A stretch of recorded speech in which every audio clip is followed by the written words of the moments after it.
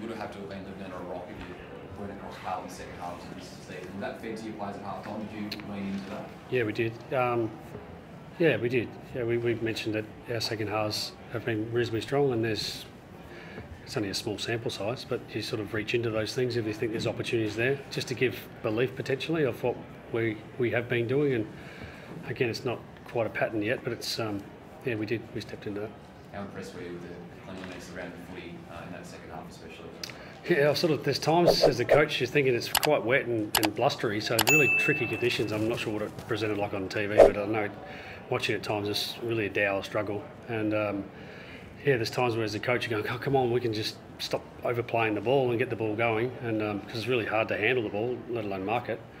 So there's times where I sort of go, we could have done things a little bit different, but I'm just trying to steer away from these players' decision making. Let them make decisions and let them, play the game how they want it to be played.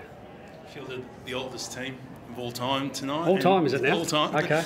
And you won really well as well. Is that sort of just like a nice vote of vindication? Do we get like as a birthday for that as well?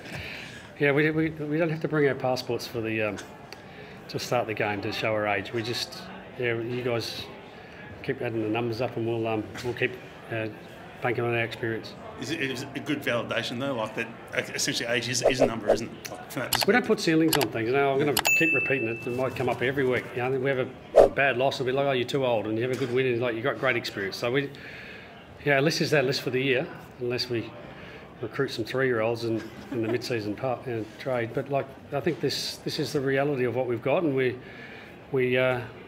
back in our experience. It gives us great opportunities at times. How valuable was that footy IQ though when it comes to games like that?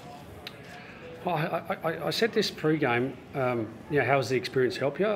It's incredible during the week how it helps us. At training, we've got unbelievably elite standards from so many of our core players, and then that feeds down to some of our developing players, and then you have training where you go, oh, can you just set this up, and our players take ownership of that, and they know the game plan inside out. Like, those things definitely help. And then when there's the heat and pressure of a game, you manage moments well.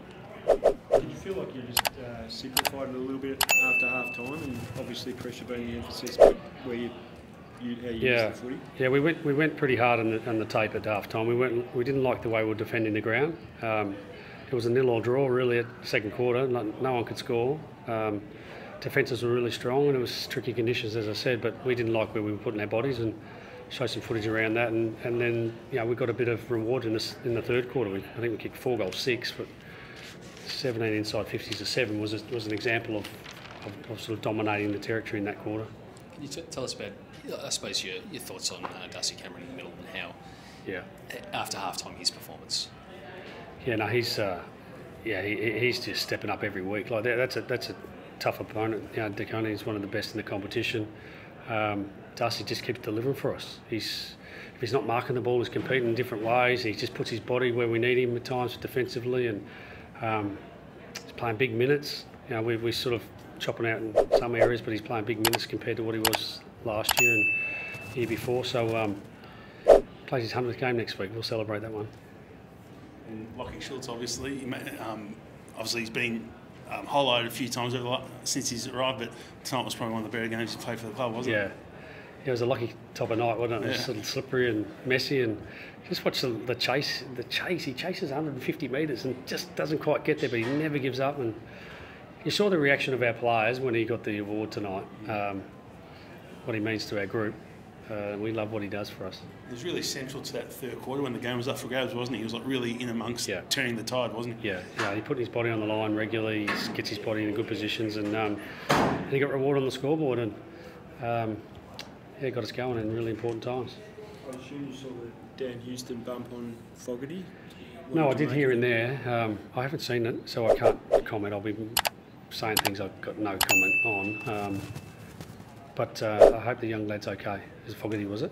Yeah, so I hope so that he's okay, and he's has no real effects from that contest. But no, I haven't seen it to comment. Yes, on a topic that we've talked about a lot as well, but Pendles and Sidearm, I mean, the way that they just keep on keeping on. I mean, you've been around footy for a very long time. To see two guys at this stage of their careers still be so influential. Yeah.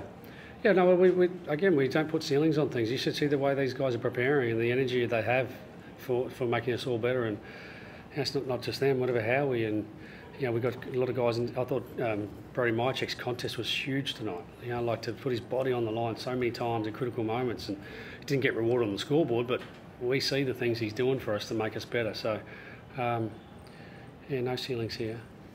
Just with, I suppose, with Mychek, McStay and Membry, when Membry's been around for a long, long time and you're into the system, how do you see those three sort of working together?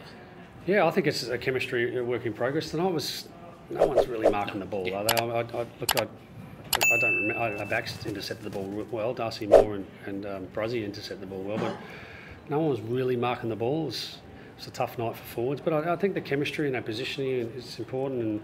And I don't know if we're going to look the same all the time. I'll be deliberate saying that. I think we'll make some subtle changes, depends on who we play and where we play. You may see that in coming weeks. Jordan De Goey was subbed at three-quarter time. Was that something that you were planning coming into tonight? Yeah, we had a bit of a plan around Geordie and a couple others, albeit what the game was giving us. We just thought that was opportune time. He had good impact. He's a work in progress too, Geordie. We haven't sort of got him full wheels in motion yet. So we sort of an opportune time. And we got Ned Long, who's every week I'm going, how are we subbing? How is he the sub? He's been so brilliant. He comes on, he has 7 or 8 possessions, 20 pressure points, kicks a goal. Yeah, I don't think he'll be sub next week. A couple of weeks on the road to come, gather round and then up to Brisbane for Easter Thursday. Is that a chance for the players to get away? And is the group travelling it'll be away from Melbourne for a week or so? Yeah, we're going to Adelaide, I think, on Wednesday, train over there, so all our Collingwood supporters get over there. Adelaide's a great place to visit. Good place to drive over. I drive over every Christmas time, love the place. Love all my mates there, my mum. Hey mum, how you going? Love Adelaide, so get there to see us. But we'll be going over Wednesday and we'll stay there for a couple of days and we play Friday obviously, and then we fly straight to Brisbane. So we'll be up there, a bit away from home for a little bit, No, I think we're pretty good at the moment. Yeah, pretty good at the moment. Thanks, guys. Thanks, Greg.